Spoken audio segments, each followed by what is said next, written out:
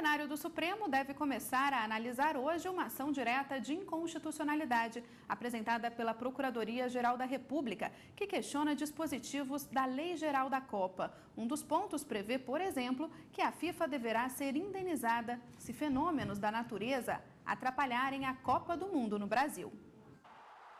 A lei, publicada em junho de 2012, determina que a União deve arcar com alguns prejuízos que vierem a ser causados durante a realização dos eventos esportivos no Brasil. Também obriga a indenizar a FIFA pelos danos provocados por terceiros e por fenômenos da natureza. E ainda prevê o pagamento de prêmio em única parcela e em dinheiro, no valor de R$100 mil aos jogadores, titulares ou reservas das seleções brasileiras, campeãs das Copas Mundiais Masculinas da FIFA. Desses atletas, os que não têm condições de se manter também deverão receber mensalmente um auxílio especial.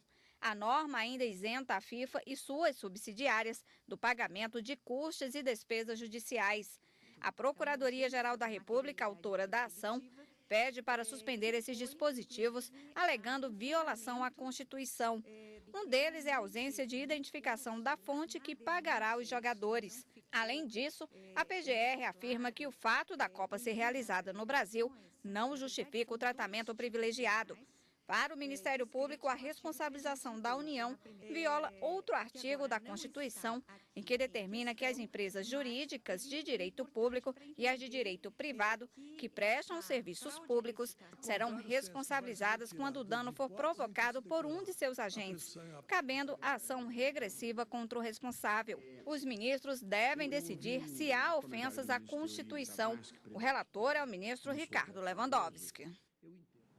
Quem vai explicar melhor para a gente esse processo é a consultora jurídica da TV Justiça, Gisele Reis. Boa tarde, Gisele. Boa tarde, Letícia. Boa tarde a todos. A Constituição estabelece sobre o dever de indenizar do Estado, né? Estabelece sim. Essa responsabilidade civil, a responsabilidade civil nada mais é do que a obrigação de indenizar por danos eventualmente causados.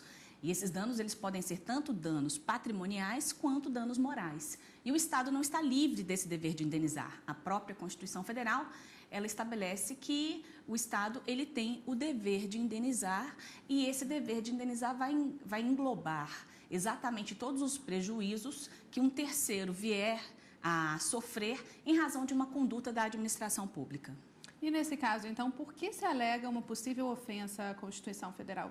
A grande questão aqui é que a Lei Geral da Copa estabeleceu requisitos distintos do que está na Constituição Federal.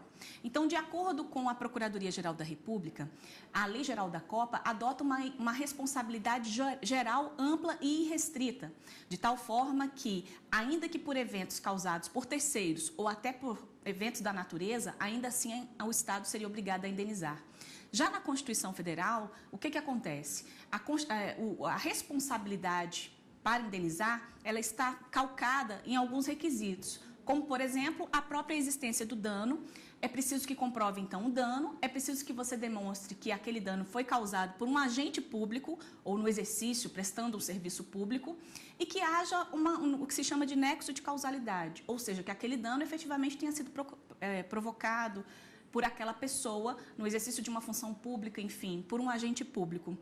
E quando se está diante da Lei Geral da Copa, o que ficou previsto foi que qualquer pessoa que causar um dano, ainda assim a União seria responsável. Por essa razão, a Procuradoria-Geral da República ingressou com essa ação direta de inconstitucionalidade, pedindo a declaração de inconstitucionalidade desses dispositivos. A grande diferença aqui seria exatamente no tipo de responsabilidade que seria aplicada. Para a Procuradoria-Geral da República, teria se adotado na Lei Geral da Copa o que se chama de teoria do risco integral, sendo que, na nossa legislação, no direito administrativo, a teoria adotada atualmente é a chamada teoria do risco administrativo. A grande diferença é que, na teoria do risco integral, o Estado ele é responsável por todo e qualquer ato, não tem nenhuma hipótese de exclusão da responsabilidade do Estado.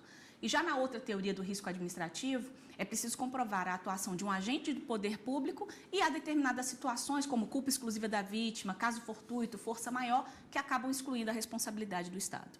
Agora, o desporto também está na Constituição, né? Como esse tema é tratado? O desporto também está na Constituição, é um direito do cidadão e um dever do Estado fomentar práticas desportivas, inclusive com a destinação de recursos públicos no que diz respeito ao desporto no âmbito educacional. Também o texto constitucional estabelece que o Estado deve fomentar essas práticas desportivas, em especial as nacionais.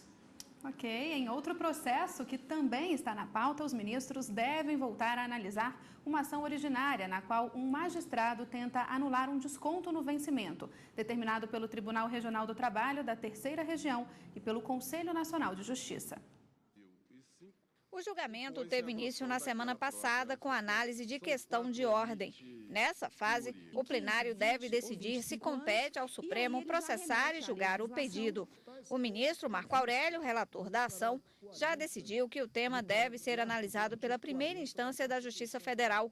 Para ele, não são todos os questionamentos de decisão do CNJ ou do Conselho do Ministério Público que são de competência do STF. O assunto foi interrompido com o pedido de vista do ministro Dias Toffoli. Na ação, o magistrado tentou anular a decisão do Tribunal Regional do Trabalho da Terceira Região em Minas Gerais e do CNJ, que determinaram o desconto nos vencimentos dos valores por tempo de serviço entre 2005 e 2006.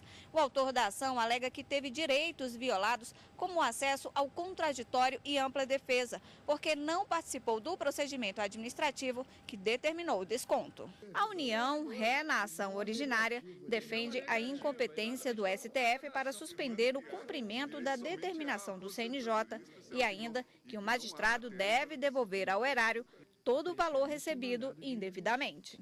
Isso é muito importante. Gisele, quem levantou essa questão de ordem? Essa questão de ordem foi levantada pelo próprio ministro relator, o ministro Marco Aurélio, e ele entende que deve o plenário se manifestar em relação ao alcance de um dispositivo da Constituição Federal no que diz respeito à competência do Supremo para processar e julgar ações contra o Conselho Nacional de Justiça e contra o Conselho Nacional do Ministério Público. Quais os possíveis reflexos dessa decisão, então? A grande questão, Letícia, é porque é o seguinte, esses dois conselhos, eles foram criados através da Emenda Constitucional 45 de 2004. E cabe a eles o controle da atuação administrativa e financeira, tanto do Poder Judiciário, isso exercido pelo CNJ, quanto do Ministério Público, exercido pelo CNMP, e também no que diz respeito ao cumprimento das obrigações funcionais dos seus respectivos membros. Acontece que o texto constitucional, ela trouxe uma previsão de que compete ao Supremo Tribunal Federal processar e julgar as ações contra o CNJ e contra o CNMP. E aí, isso acabou fazendo com que diversas ações chegassem ao Supremo Tribunal Federal, isso por meio de mandados de segurança, por meio de ações cíveis ou ações cíveis originárias. E houve um problema, porque algumas ações elas foram também ajuizadas perante a Justiça Federal. Então, nós temos situações aqui de ações que se iniciaram no Supremo e que houve a determinação de que esse processo fosse julgado pela Justiça Federal e situações inversas, que começaram na Justiça Federal e que foram encaminhadas, remetidas para o Supremo Tribunal Federal. Então, essa decisão dos ministros, ela tem não só um efeito teórico, que vai definir essa questão da competência, como prático, que será fundamental. A partir da decisão do Supremo, vai ficar definido, então, quem é que tem competência para julgar esses atos do CNJ e atos do CNMP. Se ficar definido que é o Supremo Tribunal Federal, essas ações serão, então, encaminhadas para o Supremo Tribunal Federal e ele é que deverá julgar e o juiz federal não poderá apreciar, porque senão estaria extrapolando a competência, usurpando a competência do Supremo Tribunal Federal. Se decidir o contrário, essas ações deverão retornar à vara federal ou permanecerem onde estão.